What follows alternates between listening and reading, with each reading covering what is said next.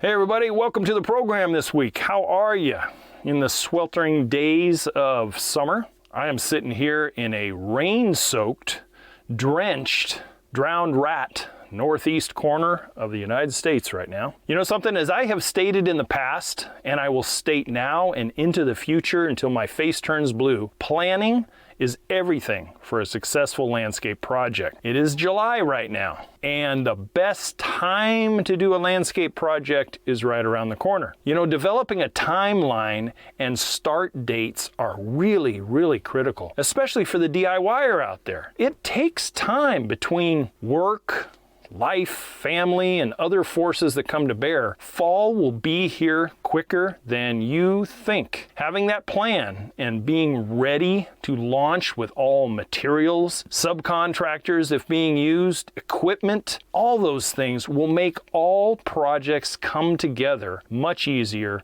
and be more successful and enjoyable throughout the whole process. So here we are in mid-July. And in 60 days, we will be in mid-September. The really launching point when many places in the country and world, the summer is waning and temperatures are starting to cool, days are getting shorter, and it's the perfect time to really get a project done. So what do? That is our discussion today. Fall is the best time for landscape projects, so planning them now and executing things later will be absolutely paramount to a nice, successful DIY project. Now that said, everybody has fall at different times. Some places up north, late September is a great time. Sometimes when you're down south, or you're obviously closer to the equator, late November may be your fall. You know your area best, so plan accordingly. I'm Matt, and you can call me Coach. Every week I bring to you DIY landscape education, design concepts and theories so you can tackle projects yourself, get the professional results that you desire, be a heck of a lot more self-reliant in these days and ages, and save a lot of money in the process.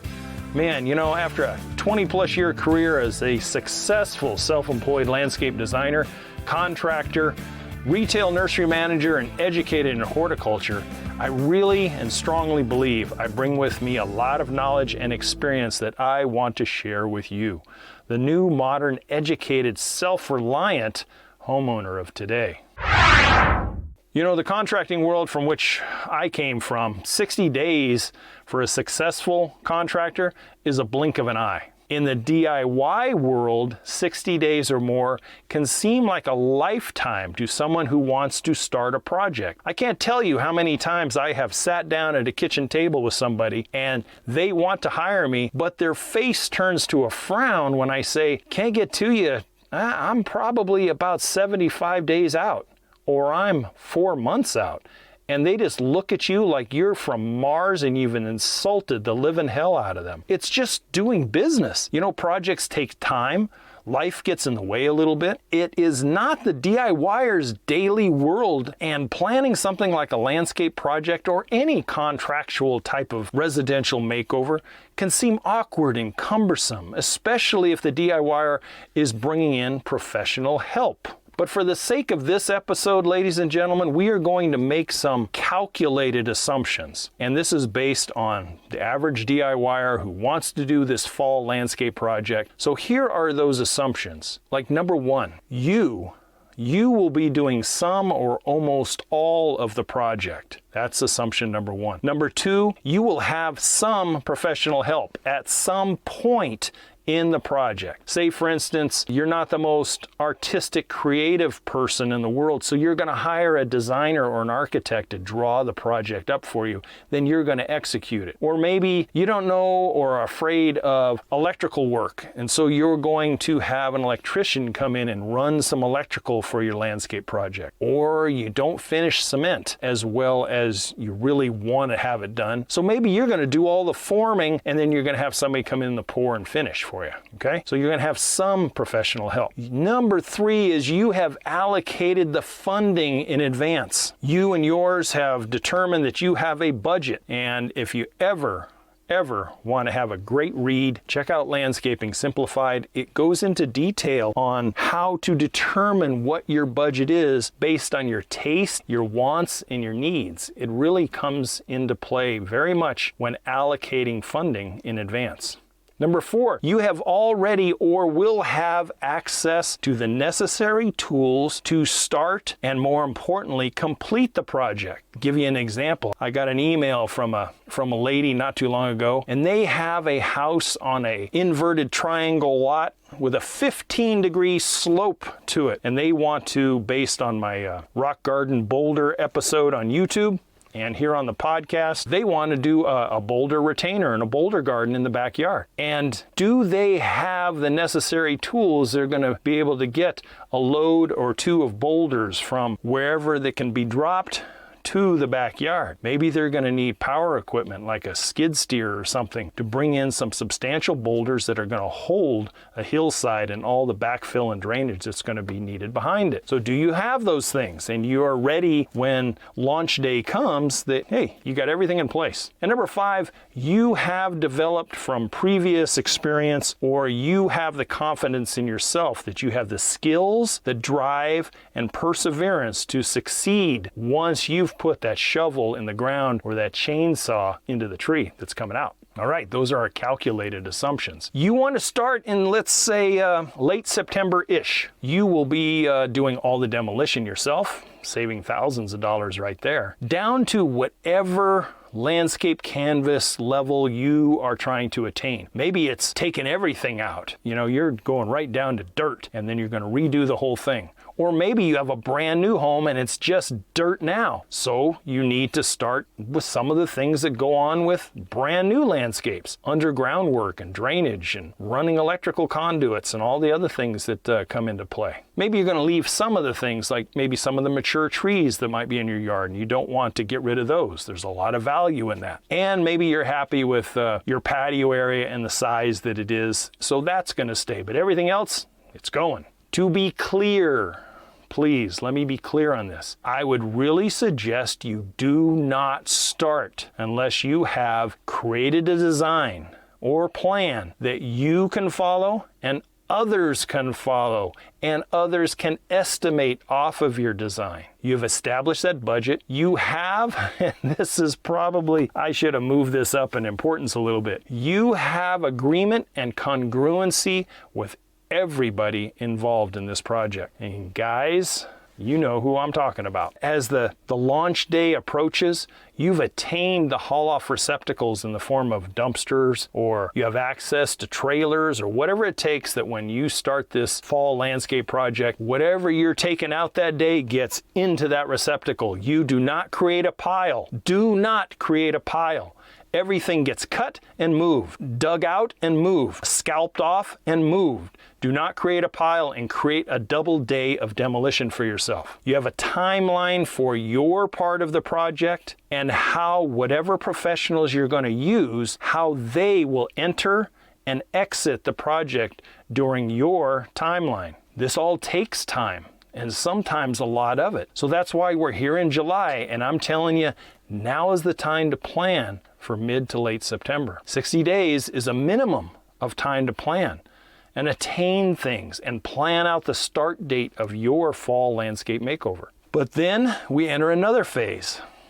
Then we enter the progress dance. The progress dance starts to ensure all elements are installed in a smooth and timely manner, that large time gaps are avoided, that you are not crowded by your subcontractor or contractors, and they are not crowded by you, depending on what part of the project you're going to do. Having that plan and schedule and that ever-present focus and eye on the ball is paramount to ensure forward progress and completion and enjoyment of it. It's something that memories can be made from and you can actually enjoy. Yeah, you may get a cut finger, you may be sore and sweaty, but it's all the journey and not necessarily the destination, all right? So enjoy it. And that's where the planning and scheduling and everything comes into play. Now, with that stated, can life get in the way?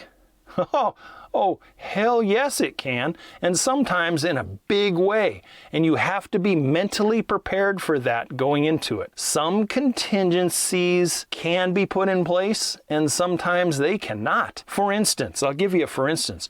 What if you've done all your demolition? Your start date was spot on. You got everything done. You followed coach's suggestions and you had the dumpster or dumpsters there. Everything got done in a day or two, one weekend. And now you're ready for, let's say you're ready for Joe the cement guy. You call up Joe and go, Joe, just like the contract that I signed with you, I'm ready to go. So I'll see you on Monday like the contract says. And Joe doesn't return your call. Joe doesn't return your text.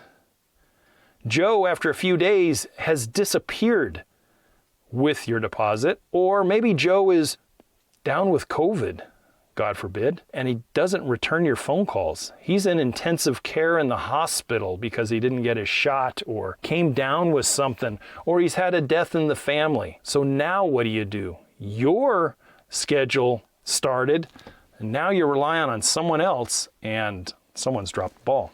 So now what? Well, like an old Clint Eastwood movie, follow the Marines and you overcome and adapt and you be able to move your progress forward, maybe in a slightly different step by step. Maybe you move up your part that you were going to do after Joe was done and you start the underground work in advance. Maybe you get the drainage in and the irrigation in.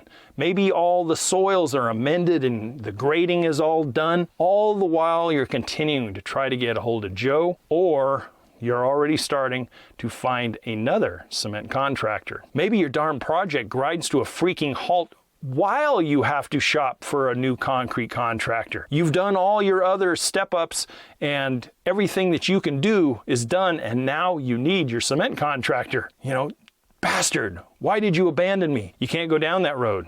You have to stay positive. You have to find somebody else and you have to move your project forward. You can always deal with Joe later, but right now, you want to move your project forward. You don't know what the weather's going to be like in a week or 2 weeks. For all you know, you could get 1.5 inches of rain or 6 inches of snow. Now what? Okay? So when you are signing up contractors and stuff, make sure you choose wisely. Most contractors are good, honest, hardworking individuals and very accountable business people. But then there are those who are not. So, word to the wise. Then there is life that jumps in your shirt as well. And we never want to think about these things, but maybe you suffer a death in the family. And all of a sudden, everybody has to buy emergency plane tickets, fly to the other side of the country or world and attend a funeral or plan a funeral or settle an estate. This kind of stuff does come into play. Maybe you have a sick child that you have to take care of or a sudden job loss. How much did that ever happen last year? Shall we not want to estimate that? What can I say? Like the bumper sticker, shit happens and you have to be ready to adjust and plan for a successful change, whatever it takes. Do not give up. Do not throw your hands up in the air and say, F this is not for me, I can't do it anymore. Yes, you can. You can do it and you will do it because you made a promise to yourself and those around you. You will persevere no matter what it takes. Your confidence level by the end of this is going to be through the roof because you did not give up. You don't give up. The average landscape makeover done by professionals, and when I say average, a new backyard with nothing there, the crew shows up on a Monday and literally by Friday afternoon, you may have a brand new yard. Well, for the average DIYer with all the other responsibilities of life, you can double, triple, or even quadruple that time a little bit. And it's okay.